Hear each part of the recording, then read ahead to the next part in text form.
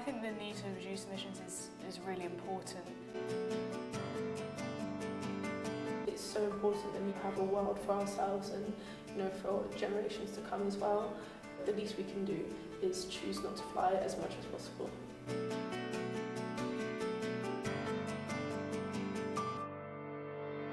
If we're truly committed to decarbonisation, then there was no viable route without cutting out flights. The climate matters to us, sustainability is important, and it feels that we need to model that in all sorts of ways. Otherwise it ends up as a sort of an empty goal if our actions aren't also supporting our words.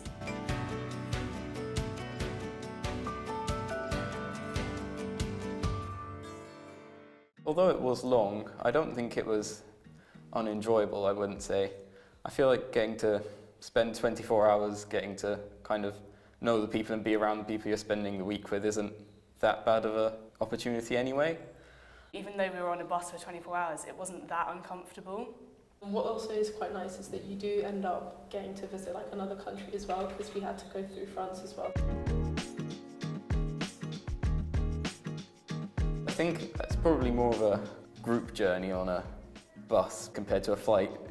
You can feel more comfortable kind of walking around or talking to people or doing your own thing and reaching across the aisles and stuff, whereas on a plane you might feel a bit more awkward and you might not have the seats to do that. One of the convenience, I guess, about taking a bus is that you get directly to the destination without having to take an additional bus to get there from the airport. Because we were going to Santander in the north of Spain, it was not too bad on a bus. If you're going any further, I think 24 hours is the limit, to be honest. I'm really happy that we managed to do that. I think the exchange is such an amazing experience that it's definitely worth going on a bus for 24 hours. To be able to have the opportunity to go abroad, but also know that you're doing that not at the detriment of the environment is a really nice thing. To be honest, before this trip I wouldn't have considered not flying as that much of an option. I think both the other school trips I've been have been a flight, and that was kind of the only way people thought about it. I think sometimes people forget that it's just because it's another country that doesn't mean you have to fly there. There are other options. I think flight-free schools is a very good way to reduce emissions because it does make a dent and every little counts. I think this is a really good way of kind of opening your eyes to the fact that there are so many opportunities you can still do without flying. And I think it's a massively kind of understated thing in that flying isn't necessary.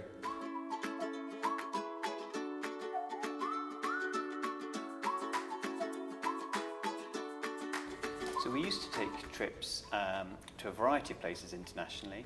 One of them was the PE trip to Boston in the United States. They now go to Manchester. The head of PE thinks that it's more closely aligned to the curriculum. In terms of the language exchanges, we used to go to Marseille for the French exchange. They now go to Paris, so they can get the Eurostar instead of flying to Marseille. But some of them have not managed to change location, because if you want to go on an exchange to Spain, you've got to go to Spain. And so that's quite a long journey, and so they've probably had the most challenging time changing from flights. The main reason we cut out flights was for decarbonisation purposes. So I did an analysis of our whole carbon footprint for the college, and we found that just over 11% of annual emissions were due to flights. Now, to put that into context, that's more than the emissions due to our electricity use in a whole year, and more than our gas use for heating in a whole year. So we decided to bite the bullet and cut out flights, focus on trips and the value of trips, but without flying.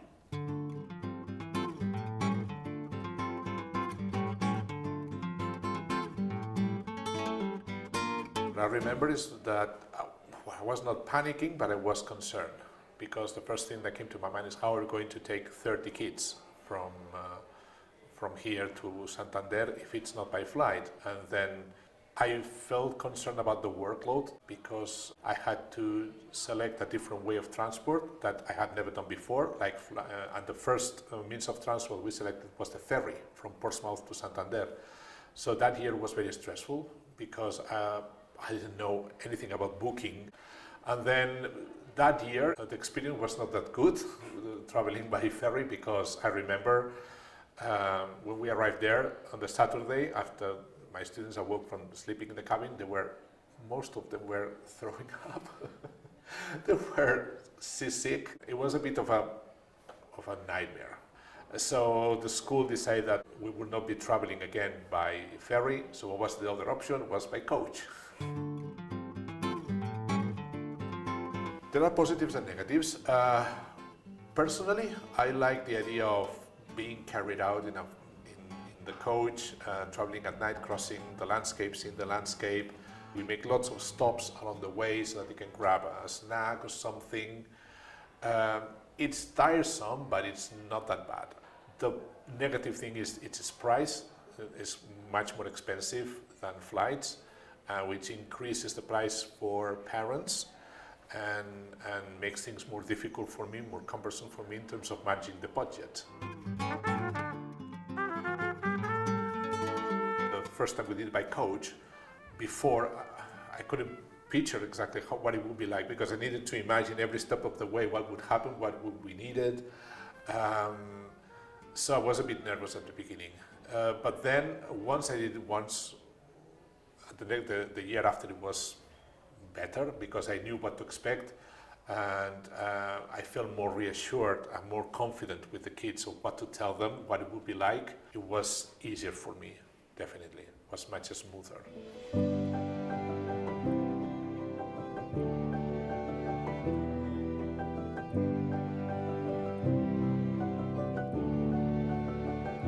The pros are that it's much less stressful.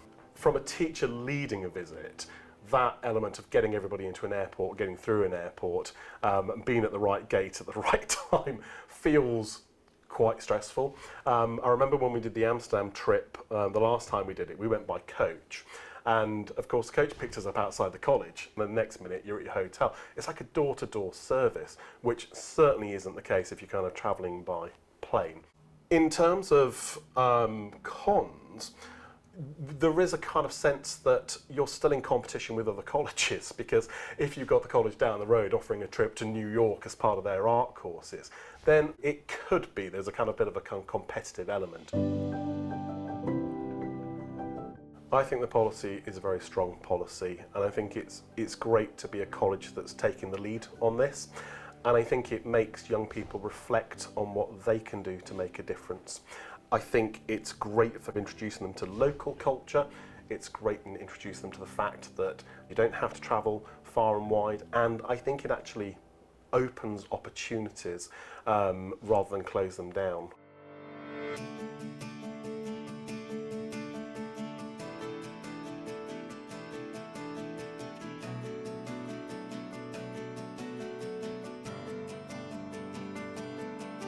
The difficulty was with the timing post-COVID that students and parents particularly felt, although they were supportive of the goal, they didn't want it to be enacted for that year group or at that time.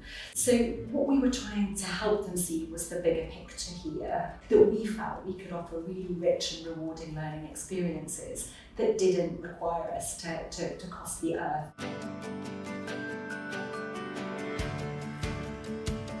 Some of the educational opportunities we were offering, so for example in Washington for politics students, in Boston for PE students, were hugely expensive, and while really fabulous for the young people that were able to go, there were also students for whom that wasn't possible financially and they were missing out. So it feels much more inclusive as a strategy and as a policy.